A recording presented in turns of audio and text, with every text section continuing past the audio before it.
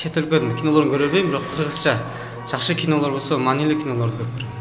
Акыркы жолу мен ушул кыргызча которулган түрктөрдүн баягы эмеден киносун көргөм. Ичинде деген бир кино ошо.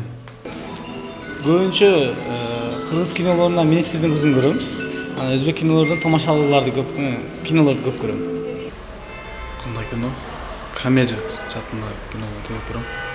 Маска деген кино. Турецкий сериалдар.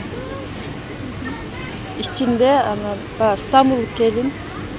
Маанилүү мисалы үчүн көбүнчө бир турецкий кинолорду көргүм келет. Ошол көп көрөм өзүмчө. Анан точно айта албайм да, так айта албайм да.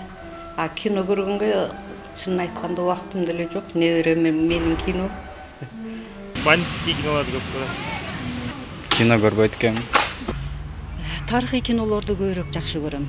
Турмушка таянып жазылган фильм болобу, адабият болобу, көркөм чыгарма болобу адамга жагымдуураак, жакшыраак, таасирдүүрөөк болот да. Ошон үчүн тарыхый фильмдерди мен өтө кызыгып көргөнгө аракет кылам.